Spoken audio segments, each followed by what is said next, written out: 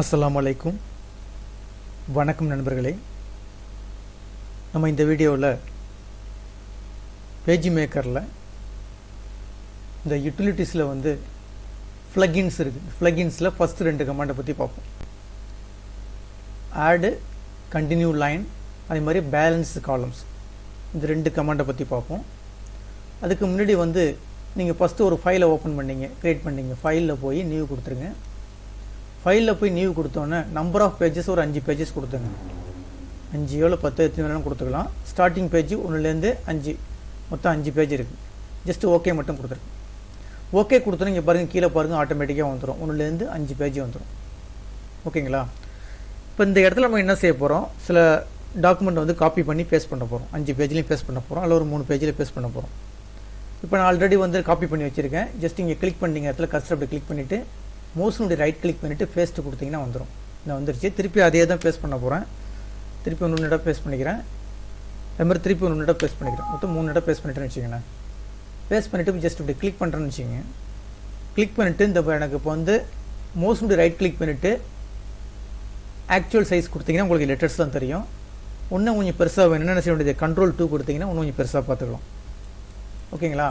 இப்போ இந்த கீழே கொண்டு வந்தீங்கன்னா இந்த பாருங்கள், இங்கே ரெட் கலர் இருக்குது. ரெட் கலர் இருந்தால் உங்களுக்கு என்னென்னு தெரியும், ஆல்ரெடி உங்களுக்கு தெரியும். இப்போ இந்த ரெட் கலர் ஜஸ்ட் இப்படி கிளிக் பண்ணிங்கன்னா இந்த மாதிரி பேஜஸ் இந்த மாதிரி வரும். அப்போ அடுத்த பேஜை நீங்கள் இப்படி கிளிக் பண்ணிங்க, 2வது பேஜை கிளிக் பண்ணிவிட்டு அதில் போய் என்ன செஞ்சுக்கலாம், நீங்கள் போய் அப்படி போய்ட்டு இன்சர்ட் பண்ணிக்கலாம். இது உங்களுக்கு தெரியும்.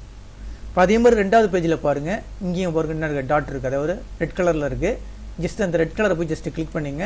கிளிக் பண்ணிட்டு இந்த பேஜ் என்ன செய்யலாம், அடுத்த பேஜில் போய் இன்சர்ட் பண்ணிக்கலாம். உங்களுக்கு அது ஆல்ரெடி தெரியும் அது. ஓகேங்களா? இப்போ நான் எக்ஸாம்பிளுக்கு ஒரு 3 பேஜ் க்ரியேட் பண்ணிட்டேன். இப்போ 1லேருந்து மொத்தம் 5 பேஜ் இருக்குது. அதில் 3 பேஜில் வந்து நான் டெக்ஸ்ட் வந்து க்ரியேட் பண்ணியிருக்கேன். இப்போ 2வது பேஜ் எடுத்துக்குவோம். 2வது பேஜை எடுத்துருக்கேன். ரைட் கிளிக் பண்ணிட்டு வேணால் ஆக்சுவல் சைஸ் கொடுத்துருங்க, அப்போ தான் உங்களுக்கு தெரியும். ஓகேங்களா? இப்போ என்ன பார்க்க போகிறோம், ஆடு கண்டினியூடு லைன். அதாவது இந்த யூட்டிலிட்டிஸ் ப்ளகின்ல வந்து ஒரு ஃபுல்லாக கமாண்ட், ஒரு கமாண்ட் வந்து எதுக்காக யூஸ் ஆகுதுன்னா, இப்போ எக்ஸாம்பிளுக்கு நியூஸ் பேப்பர்லாம் பார்த்துருப்பீங்க.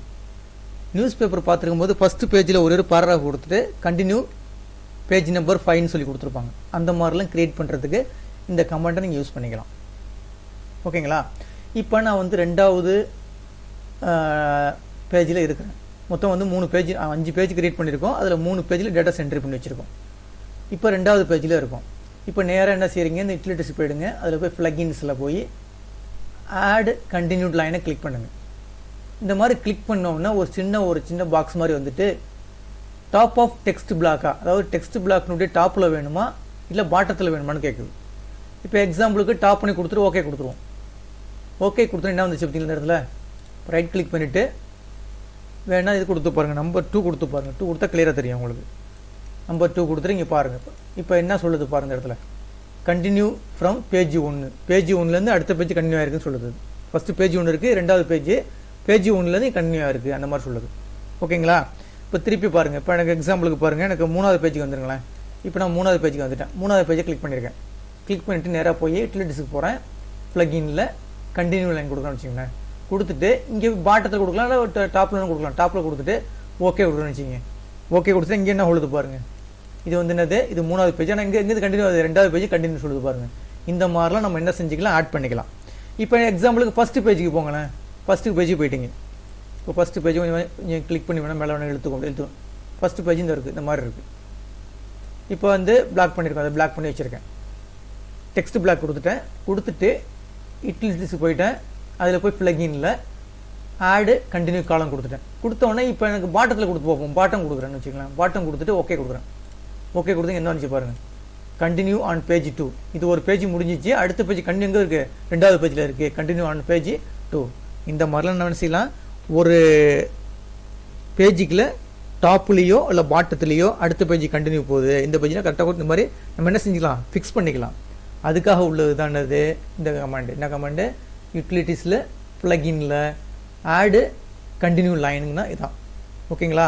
இதை ஒர்க் அவுட் பண்ணி பாருங்கள். அடுத்தது இதெல்லாம் எரேஸ் பண்ணிடுறேன். இப்போ எரேஸ் பண்ணிவிட்டு ஒரு நியூ டாக்குமெண்ட் எடுத்துக்கிறேன். இதில் வந்து ஒரே ஒரு டாக்குமெண்ட் மட்டும் தான் இருக்குன்னு வச்சுங்களேன். ரைட் கிளிக் பண்ணிட்டு ஆக்சுவல் சைஸ் கொடுத்துட்டேன். இப்போ அது வந்திருக்கு. அடுத்த கமாண்டுக்காக உள்ளது. இது ஃபஸ்ட்டு கமாண்டு முடிஞ்சு பார்த்தாச்சு. இப்போ 2வது கமாண்டு என்ன இருக்குன்னா, யூட்டிலிட்டிஸ்க்கு போங்க. அதில் ஒரு ப்ளகின்ல பேலன்ஸ் காலம் அதாவது காலத்தினுடைய அதாவது ஒரு காலம்னு என்னென்னா இது வந்து ஒரு காலங்க. இப்போ இருக்கிறது இது ஒரே ஒரு காலமாக இருக்குது. இதை வந்து நான் 3 காலமாக பிரிக்க போகிறேன். எப்படி பிரிக்கிறது உங்களுக்கு தெரியும். எடிட்டில் போய் லேஅவுட்டில் போய் காலம் கைடுன்னு இருக்கு பாருங்கள். காலம் கைடு கொடுத்தீங்கன்னா அதில் வந்து நம்பர் ஆஃப் காலம் என்ன இருக்குது, ஒரு காலம் இருக்குது. இங்கே 3ஆக கொடுத்துங்க. 3ஆக கொடுத்துட்டு ஓகே பண்ணிட்டேன். இப்போ உங்களுக்கு தெரியும் ஆல்ரெடி எடுத்திருக்கேன். 3 காலமாக பிரிச்சுட்டேன். 3 காலமாக பிரிச்சுட்டு இப்போ இதில் போய் நான் எக்ஸாம்பிளுக்கு போய் ஒரு டெக்ஸ்ட்டை போய் பேஸ்ட் பண்ணுறேன். ஆல்ரெடி வந்து காப்பி பண்ணி வச்சுருக்கேன், பேஸ்ட் பண்ணுறேன்னு வச்சிங்களேன். இப்போ இந்த ஃபுல்லாக வந்துருக்கு டெக்ஸ்ட்டு. இப்போ எனக்கு இந்த ஒரு பாராகிராஃபு இங்கே இருக்கட்டும். இந்த அடுத்த 2 பாராகிராஃபை Ctrl X கொடுத்துட்டு நான் இந்த இடத்துல ஒன்று போட போகிறேன். இங்கே போட்டுட்டேன், 2வது காலத்தில் போட்டேன். அடுத்த ஒரு 2 பாராகிராஃபை Ctrl Xன்னா என்ன, கட் பண்ணுறது. கட் பண்ணிவிட்டு இங்கே 3வது காலத்தில் போட்டேன். இப்படி போட்டேன். ஓகேங்களா. போட்டுட்டு இதெல்லாம் தூக்கிட்டு வச்சிங்களேன். இதெல்லாம் தேவையில்லை எனக்கு. இதெல்லாம் நான் எரேஸ் பண்ணிட்டேன்.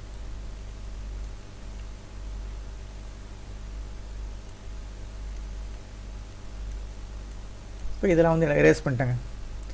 எரேஸ் பண்ணோன்னே இப்போ பாருங்களேன், அந்த டாக்குமெண்ட்டை பார்த்துங்களேன். இங்கே இருக்குது, அதாவது இந்த ஒரு இது இருக்குது, இங்கே இருக்குது, இங்கே இருக்குது. இப்போ பாருங்களேன், மொத்தம் 3 காலம் இருக்குது.